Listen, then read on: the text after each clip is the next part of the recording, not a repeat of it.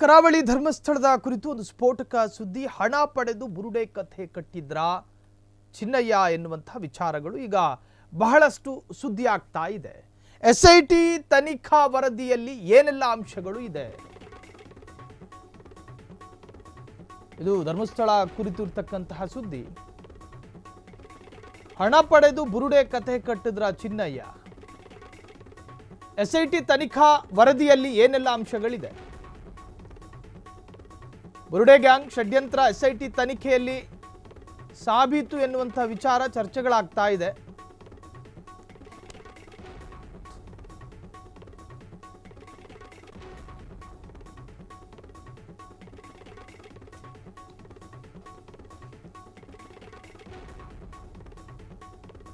ಪ್ರಾಥಮಿಕ ವರದಿ ಎಸ್ಐಟಿಯಿಂದ ಸಲ್ಲಿಕೆಯಾಗಿದೆ.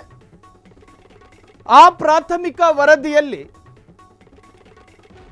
ಈ ತರಹದ ವಿಚಾರಗಳು ಇದೆ ಅಂತ ಹೇಳಿ ಸಾಮಾಜಿಕ ಮಾಧ್ಯಮಗಳು ಅನೇಕ ತರಹದಲ್ಲಿ ಚರ್ಚೆಗಳು ಮಾಡ್ತಾ ಇದೆ. ಚಾರ್ಜ್ ಶೀಟ್ ಸಲ್ಲಿಕೆಯಾಗಿಲ್ಲ ಎಸ್ಐಟಿ ತನಿಖಾ ತಂಡದಿಂದ. ಚಾರ್ಜ್ ಶೀಟ್ ತನಿಖಾ ತಂಡದಿಂದ ಸಲ್ಲಿಕೆಯಾದ ನಂತರವೇ ಹೇಳಬೇಕು ಇಂಥವರು ಆರೋಪಿ ಅಂತ. ಮಧ್ಯಂತರ ವರದಿಯಲ್ಲಿ ಅದನ್ನೇ ಆಧಾರವಾಗಿಟ್ಕೊಂಡು ಚಿನ್ನಯ್ಯ A1 ಆರೋಪಿ, ತಿಮರೋಡಿ A2 ಆರೋಪಿ, ಗಿರೀಶ್ ಮಟ್ಟಣ್ಣನವರ್ A3 ಆರೋಪಿ, ವಿಠಲಗೌಡ A4, ಸುಜಾತಾ ಭಟ್ಟು A6.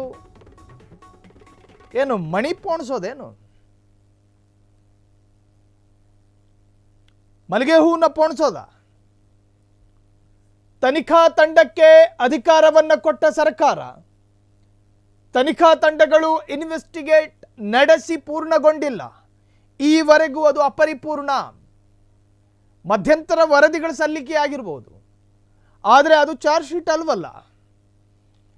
ಒಂದು ಪ್ರಕರಣದಲ್ಲಿ FIR ದಾಖಲಾದರೆ ಸಾಮಾನ್ಯವಾಗಿ ಸ್ಟೇಷನ್ಗಳಲ್ಲಿ ಏನಾಗುತ್ತೆ, ಆರೋಪ ಸತ್ಯವಾದರೆ ಚಾರ್ಜ್ ಶೀಟ್ ಸಲ್ಲಿಕೆ ಆಗುತ್ತೆ, ಹೌದಾ? ಆರೋಪ ಸುಳ್ಳಾದರೆ B ರಿಪೋರ್ಟ್ ಸಲ್ಲಿಕೆ ಮಾಡ್ತಾರೆ, ಹೌದಾ?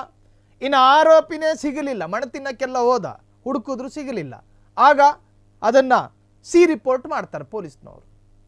ಈ ಪ್ರಕರಣ ಹಂಗಲ್ವಲ್ಲ, ಇದು ಸಾಮಾಜಿಕವಾದ ಅತ್ಯಂತ ಮ್ಯಾಸಿವ್ ಪ್ರಕರಣ.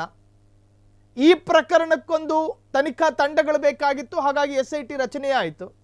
SIT ಪ್ರಾರಂಭದ ದಿವಸಗಳಿಂದ ಹಿಡಿದು ತನ್ನ ಇನ್ವೆಸ್ಟಿಗೇಟ್ ಮುಗಿಯೋವರೆಗೂ ಕೂಡ ಏನೇನಾಯಿತು ಏನೇನಾಗಿಲ್ಲ, ಕರ್ಮ ವಿಕರ್ಮಗಳು, ಧರ್ಮ ಅಧರ್ಮಗಳು, ನ್ಯಾಯ ಅನ್ಯಾಯಗಳು ಎಲ್ಲವನ್ನೂ ಕೂಡ ಉಲ್ಲೇಖ ಮಾಡ್ತಾರೆ. ಅದನ್ನು ಉಲ್ಲೇಖ ಮಾಡಿ ಚಾರ್ಜ್ ಶೀಟ್ ರೂಪದಲ್ಲಿ ಎಲ್ಲವನ್ನು ವಿಂಗಡಣೆ ಮಾಡಿ ವಿಗಡಿತ ಸಂಪುಟವನ್ನು ಒಂದೇ ಮಾಡಿ ಅದಾದ ನಂತರ ಕೋರ್ಟಿಗೆ ಸಲ್ಲಿಕೆ ಮಾಡ್ತಾರೆ. ಅದಾದ ಮೇಲೆ ನ್ಯಾಯಾಲಯ ಹೇಳಬೇಕು, ಎಲ್ಲಿಂದನೋ ಬಂತು ಏನೋ ಇದಲ್ಲ. ಸೊ ಹಾಗಾಗಿ ಸಾಮಾಜಿಕವಾಗಿ ಅನೇಕ ತರಹದಲ್ಲಿ ಚರ್ಚೆಗೂ ಕೂಡ ಕಾರಣವಾಗಿದೆ. SIT ತನಿಖಾ ತಂಡ ಇನ್ನೂ ಕೂಡ ಚಾರ್ಜ್ ಶೀಟ್ ಸಲ್ಲಿಕೆ ಮಾಡಿಲ್ಲ. ಸಾಕಷ್ಟು ವಿಧದಲ್ಲಿ ಬುರುಡೆ ಗ್ಯಾಂಗು ಅದೇನೋ ಷಡ್ಯಂತ್ರ ಮಾಡ್ತು, ಎಲ್ಲಿಂದನೋ ಹಣ ಪಡೆದುಕೊಂಡು ಈ ಥರದ ಕೆಲಸ ಮಾಡ್ತಾ ಇದೆ ಅಂತೇಳಿ ಸಾಕಷ್ಟು ಚರ್ಚೆಗಳಾಗ್ತಾ ಇದೆ. ಇವೆಲ್ಲವನ್ನು ಹೇಳಬೇಕಾಗಿರೋದು ಯಾರು?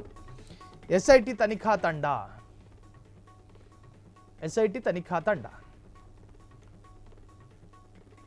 ಊಹಾಪೋಹಗಳು ಹರಿದಾಡ್ತಾ ಇದೆ.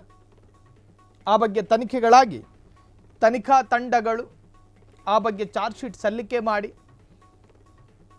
ಏನೇನಾಯಿತು, ಯಾರು ಷಡ್ಯಂತ್ರ ಮಾಡಿದ್ರು ಅನ್ನುವಂತಹ ವಿಚಾರವನ್ನು ನ್ಯಾಯಾಲಯ ತೀರ್ಮಾನವನ್ನು ತೆಗೆದುಕೊಳ್ಳಬೇಕು. ಅದಕ್ಕಿಂತ ಮುಂಚಿತವಾಗಿಯೇ ಎಲ್ಲೋ ಏನೋ ಹೇಳಿದ್ರು, ಅವ್ರು ಯಾರೋ ಈ ಥರ ಚರ್ಚೆ ಮಾಡ್ತಾ ಇದ್ದಾರೆ, ಅಂತೆ ಕಂತೆಗಳ ಸಂತೆಯಲ್ಲಿ ಕೂತ್ಕೊಂಡು ಮೆಂತೆ ತಿಂದಂಗೆ ಆಗುತ್ತೆ.